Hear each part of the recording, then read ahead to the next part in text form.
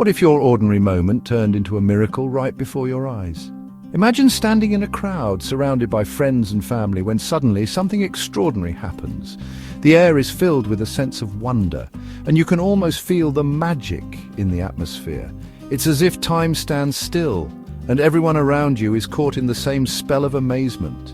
Imagine the impossible suddenly becoming possible, the improbable actually happening. Picture a sunrise that paints the sky with colors you've never seen before, or flowers that bloom in an instant, defying the natural order. Envision water transforming into wine, a simple liquid becoming something rich and celebratory.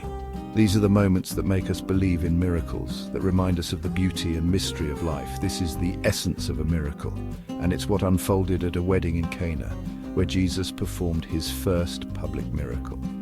In a small town, during a joyous celebration, an ordinary event was transformed into something divine. Jesus, amidst the guests, turned water into wine, revealing his divine power and leaving everyone in awe.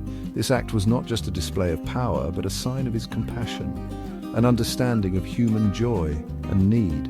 This wasn't just any celebration, it was a wedding, a time-honored tradition filled with rituals and customs that bring people together. The decorations were vibrant, the atmosphere was electric, and the anticipation of the ceremony filled the air. Guests arrived dressed in their finest, ready to partake in the festivities and share in the joy of the couple's union.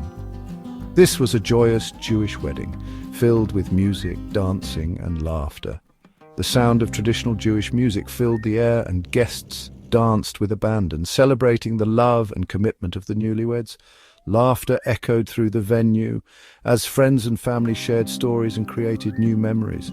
It was a celebration of life, love, and community.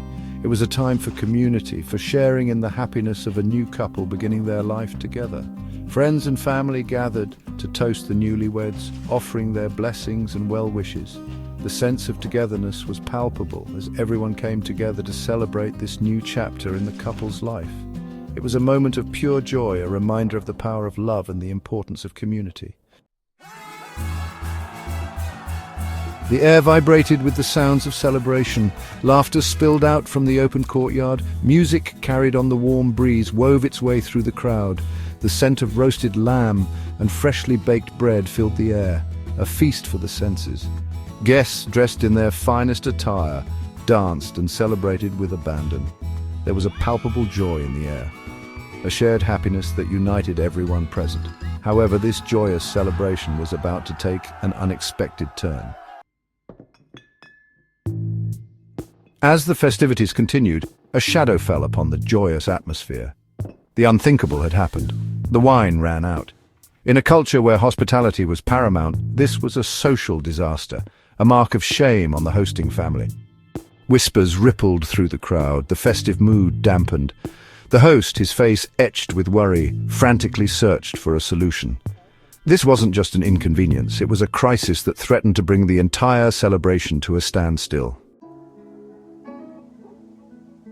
Mary, Jesus' mother, was also present at the wedding. Observant and compassionate, she noticed the host's distress. Knowing Jesus had the power to help, she approached him. "They have no wine," she whispered, her voice filled with concern. Mary wasn't demanding a miracle, nor was she dictating what Jesus should do. Her words were a simple statement of need, a gentle nudge, trusting in her son's compassion and power. Section 5. A son's reassurance.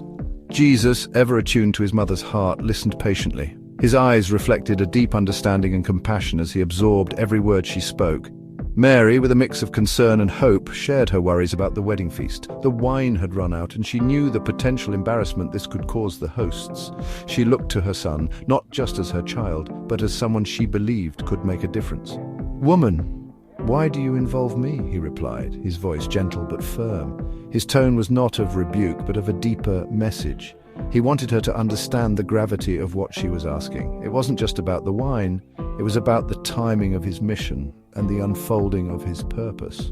"My hour has not yet come." These words carried a weight of destiny. Jesus was aware of the divine timeline, and he knew that every action he took was a step towards a greater plan. His mission was not just to perform miracles, but to reveal the kingdom of God in its fullness. His words weren't a refusal, but a recognition that his time for grand displays of power hadn't yet arrived.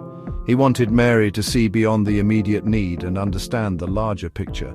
Yet, in his eyes, there was a promise, an unspoken assurance that he would act. He understood her concern for the wedding host and the potential embarrassment. The social implications of running out of wine were significant, and he felt the weight of her request. He knew that this moment, though seemingly small, was important to her and to the people involved. His response, though seemingly detached, was actually an acknowledgement of her faith in him, a faith that wouldn't be disappointed. He nodded reassuringly, a silent promise that he would take care of the situation. This moment was a testament to the deep bond between mother and son. A bond built on trust, love, and mutual respect. Jesus knew that his actions here would be a prelude to the greater works he was destined to perform, and he was ready to honor his mother's faith in him. Despite Jesus' initial response, Mary remained undeterred. Her faith in her son was unwavering. Turning to the servants, she instructed, "Do whatever he tells you." Her words were simple, direct, and filled with quiet authority. Mary's trust in Jesus was absolute. She didn't question, she didn't doubt, she simply instructed the servants to follow her son's lead, confident that he would handle the situation. Jesus, seeing his mother's faith and the servants' willingness, decided to act. He noticed 6 large stone jars used for ceremonial washing, each holding 20 to 30 gallons of water. "Fill the jars to the brim with water," he instructed the servants. The servants, perhaps confused but obedient, immediately followed his instructions. They filled each jar to the very top, the water shimmering under the warm sunlight. The stage was set for an extraordinary event. After the jars were filled, Jesus gave another simple instruction. "Now, draw some out and take it to the master of the banquet." The servants, their curiosity piqued, obeyed. The banquet master, unaware of the miracle that had just transpired, took a sip of the drink. His eyes widened in astonishment. This wasn't just any wine, it was wine of exceptional quality, far surpassing anything served earlier.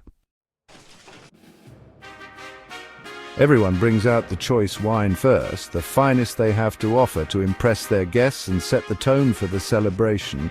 And then, once the guests have had their fill and their senses are dulled, they bring out the cheaper wine, the wine of lesser quality, he exclaimed with a knowing smile. "But you have saved the best till now." His voice was filled with astonishment and admiration. He was astounded, unaware that he had just tasted a miracle. The wine was unlike anything he had ever experienced, rich and full of flavor, a true masterpiece. This wasn't merely about replenishing the wine, it was about something much deeper, something that transcended the physical act of turning water into wine. This was Jesus' first public miracle, a moment that would be remembered for generations. It was a sign, a powerful indication of his divine nature and his mission on earth. A sign that pointed to his divinity. A clear message to those who witnessed it that he was no ordinary man. He was the Son of God, capable of performing wonders beyond human comprehension. A glimpse into his glorious power, a power that could transform the mundane into the miraculous. It was a moment of revelation, a moment that opened the eyes of those who were present to the true nature of Jesus. The miracle at Cana wasn't just about turning water into wine, it was a profound statement about transformation. It was about taking something ordinary and making it extraordinary, about revealing the potential for greatness in the most unexpected places. It was about transforming the ordinary into the extraordinary. It was a reminder that in the hands of Jesus, the simplest elements of life could be infused with divine purpose and beauty. It reminds us that even in the midst of seemingly impossible situations, miracles can happen. When we least expect it, when hope seems lost, a miracle can occur that changes everything. All it takes is a mustard seed of faith, a small but powerful belief that with God all things are possible. That tiny seed can grow into something magnificent, something that defies all odds, and a willingness to follow where God leads, to trust in his plan even when the path is unclear, and to believe that he can turn our ordinary lives into something extraordinary.